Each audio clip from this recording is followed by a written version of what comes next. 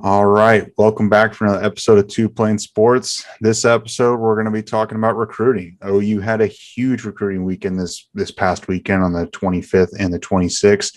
There were so many guys there that we couldn't even tell you all of them and go over every single one of them. I'm guessing there's probably 20 to 30 players there, and that's incredible for one weekend in the middle of March, or I guess the end of March. OU's really putting in the work with a lot of 23, 24, and 2025 kids. I was surprised with how many 2025 kids were there. But before we get into it, again, we gave away the tickets from last week to Daxton Kesey. We have not received any email or a Twitter message. Be sure to do that if you're watching this video. We'll give you until next Sunday night to let us know. If not, then we will just push those tickets to another week and we'll give them away to someone else. So just message us it'll be Wednesday. You're seeing this, message us between now and Sunday night, and we'll get those tickets to you.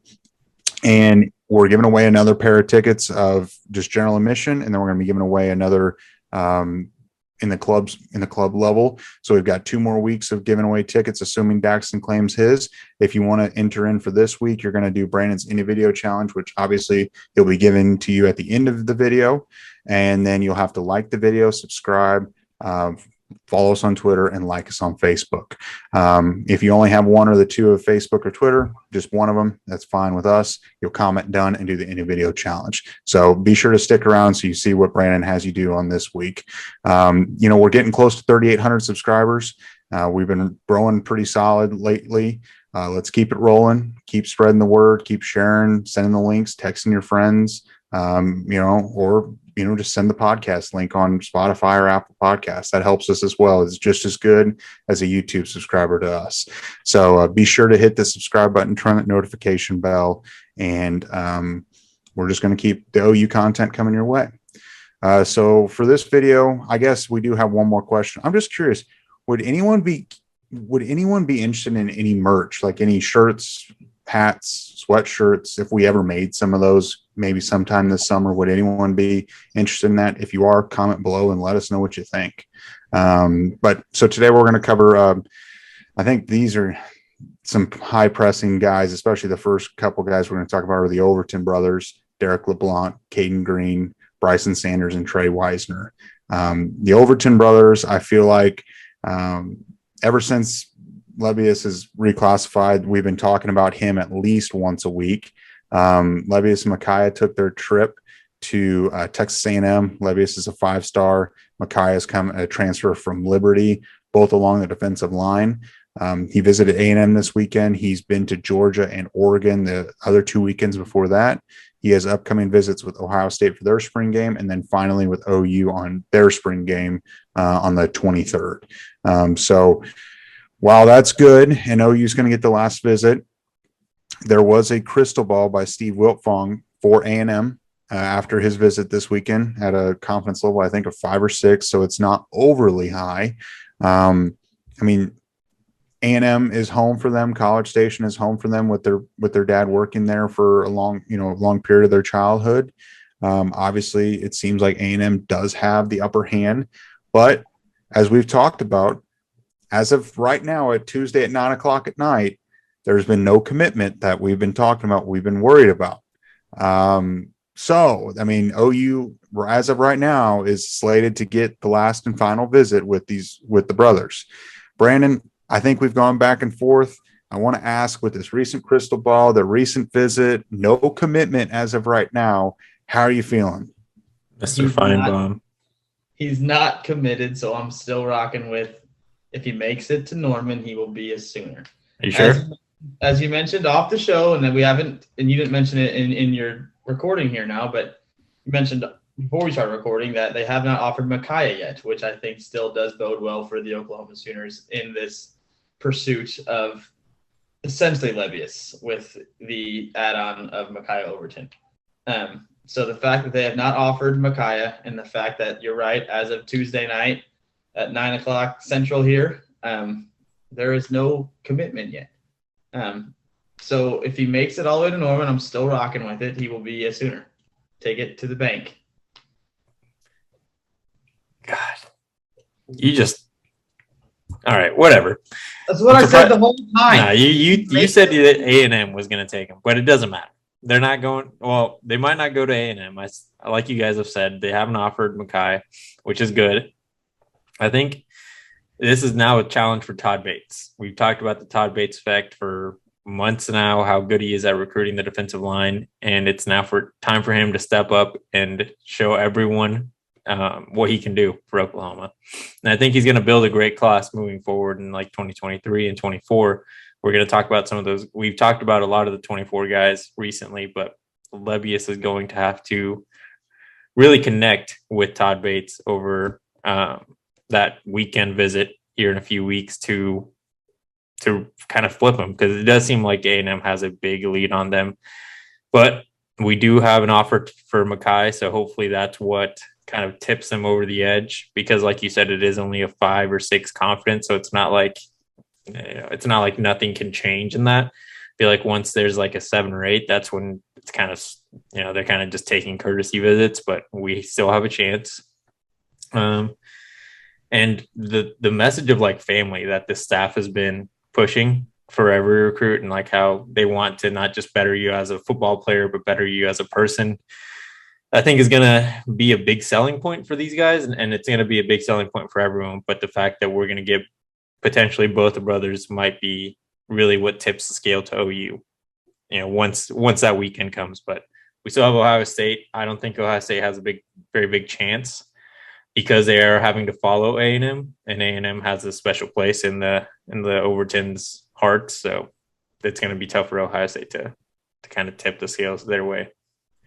Yeah, well, A&M hasn't officially offered a scholarship. We're just saying they haven't offered him a scholarship because he hasn't tweeted it out, because he tweeted out scholarship offers. Micaiah has tweeted out scholarship offers from Oklahoma and Oregon. He hasn't tweeted anything else from what I've seen.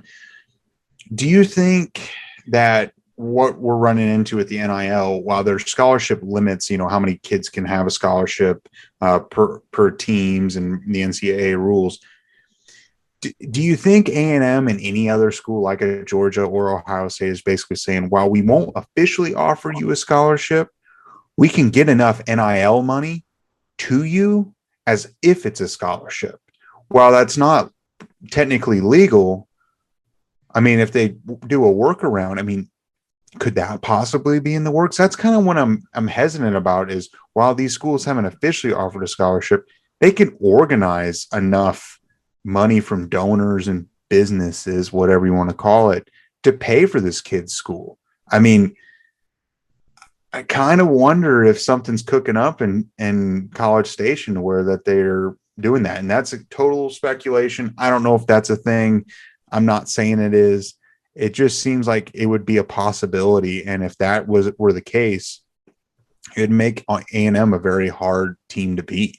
But I do like the fact that OU is going to get the last visit, and Todd Bates, I mean, like we've said, I mean, this is why OU's in this recruitment. While his dad was a Sooner, I really think his first few visits were just as a courtesy visit because his father played here. I think there's actually a legitimate shot that he commits to the Sooners because of Bates and Venables. But I just wonder if Georgia or someone like that is going to cook up a pseudo scholarship. Brandon, do you have any thoughts on that one? Definitely not out of the realm of possibility to think that some schools might be doing some workaround stuff, especially those schools like A&M and Georgia that have so much NIL money to hand out and to distribute. I've talked about it multiple times when we first started talking about Lebbeus, because I get heated about Texas A&M and NIL right now, because and Hose thinks that it's just Jimbo Fisher. We got heated about it, I think, last time we talked about this, because Jose thinks there's a chance that they just legitimately landed 7 5-stars for the first time in the history of their program, and NIL has nothing to do with it. No, it's a bunch of garbage. They're paying these 5-stars to play there. That's essentially what's happening. They usually land 1 to 2 per class. They have 7 this year. That's not coincidence. They're buying. I didn't say that it's not. I didn't. They're buying them. They could be trying to buy Micaiah too. I didn't say that. I said that not every kid's decision comes down to NIL, which they have 7 is true. this year, and they've never done that. Those seven, their decision came down to money. Not all 32 came down to money. Just those 7. Right? It's not a coincidence. I'm not. They've I'm done not. it before. Literally, I agree with you that it's not a coincidence, but not every person's decision making is based on the money that they're going to get from the Probably school. 5 of the 7 Texas A&M 5-stars are though. Probably, but I'm of assuming that Lebbeus and Mackay are not making a decision based on money. If it's A&M, I think they're going based on the connection they have there from growing up there at a young age. And that Maybe Mackay is actually going for like money because, like Brum said, they don't have an official scholarship. It would probably be maybe like a partial scholarship, and then they're going to make up for the rest with NIL deals. I think that is very possible because there's plenty of businesses that been boosters that probably own businesses that can just be like, here you go, here's 10K because, you're an A&M player just because, not like you have an actual, you don't really have name, image, or likeness. You just play for the team that we support, which any school could do. It just actually doing it, and A&M is doing it, which as much as we may not like it, it's within the rules for now. Maybe the NCAA will somewhat change it because it can ruin the sport when you're just giving boosters that kind of power to just say, all right, well, I'm going to register an LLC, and that LLC is going to pay for all these kids to potentially come here. I'll pay all these kids to be part of the team. But that's a different topic. With these guys, I think A&M, when you guys mentioned it, and Brandon said it the last time we talked about it, that if any place has a place in their hearts, it's going to be A&M because they grew up there. They were little when they were at College Station. They have all these memories that are probably flooding back whenever they went to Kyle Field. I think Oklahoma is going to have a special place in their dad's heart, and maybe as a family, they're all going to be rooting for Oklahoma and maybe hoping that that's a place that they land. But A&M is the team to beat. And I think that's kind of what's shown with the crystal ball. But with that, like I said, with it being such a low confidence, Oklahoma still has the opportunity to tip the scales our way. It's just going to be on Todd Bates and Venables. And like Brum said, I don't think we would have had a shot at them if it wasn't for Venables and Bates. I think Oklahoma would not have been a top 5 school. It would have probably been Clemson. And then who knows what would have happened then. Yeah. I think ultimately what it comes down to is we got to remember that this crystal ball is coming after this visit. So, I've always talked about on the show a post-visit high. And while A&M is not a new school to them, but here's the truth is they're going to visit Oklahoma on April 23rd. And I don't know the exact deadline when you need to sign to be a part of this class officially, but I would imagine it's very quickly after April 23rd. You can't drag it out much later. I don't know if it's the end of April or end of May, but I mean, you're going to want to show up for summer ball. And I don't know when, I forget when this summer semester starts for school. I know I took a few summer classes, but I can't remember if it's like the second week of June, but I'd imagine you'd have to get registered before that. So what would play in the OU's favor is April 23rd, and he has to make a quick decision, or they have to make a quick decision. Could a post-visit high and a, like lasting impression and most recent visit play into this recruitment? Very possible. I think the timing of OU's visit, not only the timing, but the quality of the visit, because let's face it, I mean, it's going to be a pretty damn cool visit with it being the spring game. It's going to be, I have a feeling it's going to be a pretty packed spring game, just because of the Mayfield statue up there. People are excited about that. People are excited to see Brent Venables, officially on the sideline at the Palace. It should be a pretty good atmosphere. You got Baker Mayfield getting a Heisman. You got Baker Mayfield there, himself. I think the quality of the visit and the timing of the visit is really going to swing things for Oklahoma. Yeah, and I want to use this platform. Jose is too far away, but Brandon and I will be there. If you're close to Norman within a few hours, an easy drive, you need to show up. Come on, let's all go. I mean, let's make this the biggest spring game that OU's had in recent memory, and let's pack the Palace like they're saying. And I mean, it's cheap tickets, $15. If you don't win it from us, I apologize, but it's not too expensive to go, and it'll be a great time. So that was about 10 minutes of discussion. The Overtons are great. They deserve a 10-minute discussion. I'm sure we'll have another update with them come after the Ohio State visit, which I believe is the was it like the 13th of April or something like that? It's like the 2 weeks before OU, I believe, or the week or two before. We'll have an update on them after that visit, and obviously after the OU visit. Another kid along the defensive line, which I feel very good about, is Derrick LeBlanc, 6'4", 270-pound kid from Kissimmee, Florida. I used to say Kissimmee. I did that one time. 2023 four-star, number 87 overall, number 11 defensive lineman in the class. He visited OU this weekend for the second time for a 4-day visit. He intends to visit for the spring game, the Champ U Barbecue, which is the first weekend of June. And then there is a camp this summer that they're planning to come back. So 3 more times. He's planning to visit before his commitment on July 23rd. This is going to come down to OU and Florida. Ohio State and Clemson have fallen off his recruitment radar. This is really going to be a two-team race here. Todd Bates is the difference. It's the relationship. Clemson was at one point the top school because of Bates, and that has just been replaced with Oklahoma. My gut feeling is you have to follow the visits.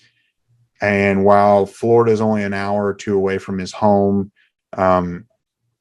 he's coming for 5 visits total between the very first one in January before into his commitment.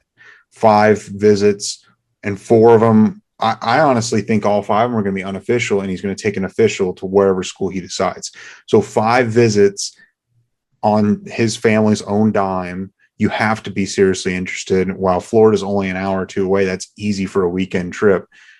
If you're willing to come out this many times, I have a hard time believing that you're going to visit a school 5 times and not commit to that school.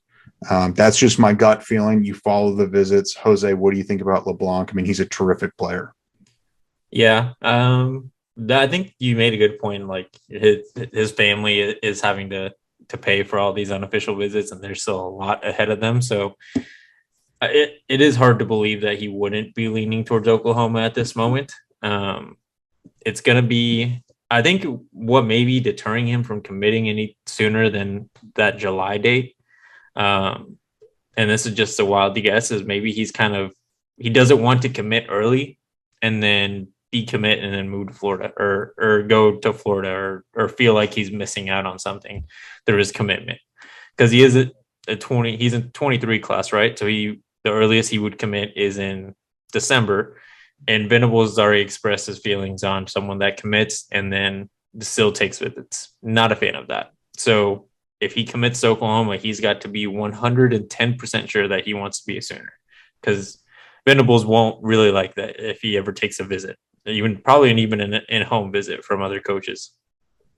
So I think that's probably what's holding him back. You know, if you have an opinion on what Venables does with how he feels of kids taking visits after the fact, that's fine. But Venables feels that way, and I feel like it's going to affect some players, especially with how early they commit. I feel like we're going to start seeing a lot more commits closer to that signing day rather than earlier, unless they're Sooner fans or just really want to be Sooners, like we've seen in some of these guys. So he's a big boy, as Brum mentioned, at 6'4", 270. He had 15 sacks last year and 17 tackles for loss. I get excited thinking about this D-line group because we text about it all the time with each other. Obviously, you know, with T.A. Cunningham, David Stone, Derrick LeBlanc, Levius Overton, the fact that we can land all these kids, it's exciting. But with LeBlanc specifically, I think the fact that he's not committed anywhere yet, so he doesn't have to be a program guy at the moment. He is, I think, with Brum saying it, and it's the fact that Clemson was so high on his radar, like probably the favorite. And then as soon as Bates leaves, now Oklahoma is borderline the favorite, you could say. I think it's apparent with him, and at least in his recruitment process, he is much more of a coach guy versus program guy. And in this instance, it helps us. So I'm okay with him currently not being a program guy. Now, as soon as he does commit, or, you know, then he has to become a program guy. But as a junior in high school or a senior, a junior for him, and in his sake, as a class of 23, there's nothing wrong with not being a program guy specifically at the moment. I think I would be shocked if he does commit to Oklahoma, that Todd Bates won't be there for the duration of his collegiate career. So, I mean, I feel like he'd be pretty safe to commit to Oklahoma if he's a Bates guy, and I feel like he is, just from all the stuff that's going on. So I think Oklahoma does end up landing this kid, because he is more of a Bates guy versus program guy at the moment. And I think that does change when he commits. But and again, as a junior in high school, there's no problem with finding that coaching staff that you like, or at least one specific coach in this case that he really clicks with, and following that guy if you think that guy gives you the best chance to play at the next level. That's a good way to put it, being a coach guy to becoming a program guy. I feel like that's what we're going to see moving forward with the transfer portal being an option for all these kids. You got to make that transition. Yeah. And, I have no issues with, if you don't want to commit and you want to go talk to other schools and visit other schools, I'd rather kids be more thorough before they make their first decision of where they really like and where they think they fit. And, if that's an extra month or two, I'd rather them go explore that. And then you ultimately make this decision to be be a part of Oklahoma. You've vetted all your options and you know where you want to go. And I think that's what he's going to do between now and in the end of July, is between OU and Florida. He's going to go to OU 3 more times. I'm guessing he's going to go to Florida 2, 3, 4 more times as well. Between those two schools, I feel like you would know where you want to go after that point. Because when you start going 4, 5, 6, 7 times to schools, you're kind of getting the same thing over and over again in my mind. Anyway, I've never done a visit, but I figure after that many times, if you're going to be a part of it or you're not. You got to kind of make the decision. So something to watch, something that just because of the hire of Todd Bates, we're in the running for this, and I feel like this is going to be a reoccurring theme. So I feel really good about him, and I know he's high on Florida some weeks coming off of a visit, but I just think OU, with them making such an effort to come out, I think the relationship's ultimately going to pay off for OU. So we'll move on to another guy. It's someone I'm also very high on, is Cayden Green. We've talked about him multiple times in multiple videos. 6'5", 310-pound offensive tackle out of Lee's Summit, Missouri. 2023 4-star, number 64 overall, number 7 offensive tackle in the country. He visited earlier in March for the big recruit weekend in March. Was it March 5th? I think it was. He came down for that. He came down this past weekend as well. So he intends on visiting for the spring game, and I believe a couple more times. And ultimately, he's going to take like a total of 7 visits, because I think he's got his official lined up for the first weekend of June, which is the Champ U barbecue. And I think that will be his 7th visit, 6th or 7th. Another guy that's been here a ton, kind of a cool thing, is Cayden Green's high school coach is Jamar Mosey. He was a running back for OU in the late 90s, early 2000s. And he is the head football coach for Cayden Green, and basically told him that Coach Schmitty is the best strength and conditioning coach in the country. He won't find anyone else that's better. So, and we talked about it a couple of videos ago about the high school recruiting relationships that Matt Wells was hired for, and some other coaches are hired for. While this isn't a direct fruits of the labor from that program, but maintaining these relationships and having these high school coaches be in these kids' ears will pay off. And it might be the difference of a few recruits each recruiting cycle. So, when you have your high school coach kind of saying, hey, you should go here, that has to factor in their decision. Jose, what do you think about Green? And I really like where they stand, and it's good that he's going to come back again for the spring game. Yeah, he is a guy that a lot of people have been mentioning on Twitter. Joshua Bates is always trying to hype up the fans on social media to get this guy to commit to Oklahoma. And it's like you said, he's visited so many times. I think at some point there's got to be something there that's stopping him. I don't know if maybe he like LeBlanc, he just wants to take more visits to reassure himself that this is the place to be, but he is going to take all these visits. And at the end of the day, at some point he's got to make his commitment. And I think Oklahoma right now is a school to beat for a guy like him. But whatever other schools are recruiting, and we're going to face a big monster against a coach that's proven in Coach B, who can actually put pro talent out on the field and get his offensive linemen drafted. And then a fan base on social media that is very supportive of their team. And if you're not with us, you're against us kind of mentality. For the better or worse, I think the players love it. And J.R. Sandlin's always putting it on Twitter, like, these kids that are coming in just as recruits really appreciate the social media hype that they get from the fans. So I feel like Cayden is getting a lot of love thrown his way. He just has to finally make that commitment to get to that final step and be ready once he gets to that national signing day. Hopefully he's one of the early guys, because I think he's going to get a lot of benefit from being in Coach Mitty's program for a spring. You remember when we had Toby Rowland on and he mentioned that if he has the good tidbit, he's going to get it out there no matter what? Talking about baseball. Brum just pulled out his good tidbit with Cayden Green and got it out there no matter what with his high school coach. And I like it. I think it's a fun fact. I'm glad you brought it out there. But that was your Toby Rowland moment, I think, and it was fun to be a part of that. Also, are we keeping the name Champion Barbecue?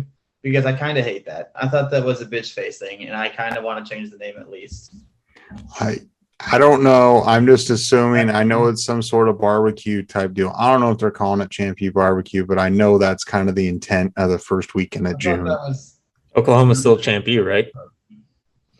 Yeah, and it's a barbecue. Yeah. So, like, what else do you want to change? I don't know. The Lincoln Riley Sucks annual barbecue. Rolls off the tongue. But Cayden Green, the last time we talked about him, the end of video challenge was about the movie Blindside, because Cayden Green's tape, if you watch it, is reminiscent of Michael Orr, the actor in The Blind Side, just kind of pushing kids, bullying kids, and it's fun. And I do think, as last time we talked, the kid keeps coming back and back and back and back and back and back. Either he likes OU a lot as like an ex-girlfriend type situation where you just keep going back till you find the one, or OU's gonna be the one. And I think OU's gonna be the one. I don't think he's ex-girlfriending us. But you never know. But I don't think he is. I think Oklahoma's the favorite. I think we're gonna get him in his big body, and he's gonna start pancaking people, and he can load up on the two playing sports wagon. Yeah, it's going to come down to OU and Michigan, and that's a fair point. So, it's going to come down between us and Michigan, and I like the odds. I think he's going to be ex-girlfriending Michigan. Facts. So, so another offensive lineman we're going to talk about is Brycen Sanders. I don't think we've actually talked about him on this podcast. 6'5", 280-pound interior offensive lineman from Chattanooga, Tennessee. 2023 4-star, number 270 overall, and number 16 interior offensive lineman in the class. He received an offer from OU on February 24th. Visited unofficially this past weekend, and he just dropped his top 4 teams today on Twitter, which consisted of OU, Ole Miss, Tennessee, and LSU. It seemed like he had a good visit. He's kind of he's pretty active on social media with OU stuff. He intends to take 4 official visits, from my understanding, to his top 4 schools, and he's going to make his decision. I think he's going to be an early enrollee in the spring. But I will say, with OU kind of jumping in a little late here, with a late February offer and kind of a little bit behind the 8 ball, I think Tennessee, being the hometown team, and LSU are going to be hard to beat. It's kind of unfortunate. Not saying that OU couldn't do it. You get an official visit this summer or fall, whenever he's planning on coming, and you win him over. Maybe with a bunch of commits that have already happened, he starts looking at the different classes. He might realize that Tennessee isn't putting together a whole lot with Josh Heupel, which I like Heupel, but that's Tennessee at the end of the day. Or Brian Kelly might not be the guy, and OU might be able to win him over. But I will say, I'm not too confident in Sanders. I feel like OU kind of just hopped in a little late, and it's going to be hard to win. Brandon, what do you think about Sanders? 6'5", 280 as an interior offensive lineman. again, these kids are only juniors right now going in their senior year, and the kid's almost knocking on the door at 300 pounds. He's exciting me because I think he's very versatile. I think he's looking at his profile and a little bit of his tape and stuff. He's played every position on the line, just about, I think, outside with the exception of center. So he's played both tackle spots. He's played both in inside at guard. So he's comfortable, I think, everywhere, but obviously maybe guard more so as an interior offensive line. He's also strong. Obviously, as a guy that size, he does the shot put in the discus too. I'm not sure if that translates at all to football, but it's kind of fun and a neat tidbit to throw out there. I do agree it kind of sucks getting in late in the game, but at the same time, we made his top four. And he announced it today. So, I mean, you're in the Final Four. Like you mentioned, if we get an official visit, Coach B puts something in the water, he has a good visit. You never know. So I agree it sucks to be kind of late to the party, but I think we've all been late to the party and still ended up having a good time and maybe being the last ones to stay at the party because we were the last to show up. Last to show up to the party. Well, we're going to stay the longest. So maybe he's going to stay the longest at Oklahoma by committing because he last one in, last one out mentality. Exactly. Yeah. I mean, that's true. I mean, you go from no offer to top four in a month and an unofficial visit. That's not too bad. Yeah, Tennessee. I mean, they're Tennessee, but they're building something. They just got their 5-star quarterback. I feel like that's got to help them out in getting offensive talent. Wasn't what's his face a 5-star too? Who? They had somebody on their roster who I thought was a 5-star. Harrison something or something. I don't know. Something 5-star. That doesn't help. There's a lot of something 5 stars. You do your research, but I mean, Heupel is building something and being hometown.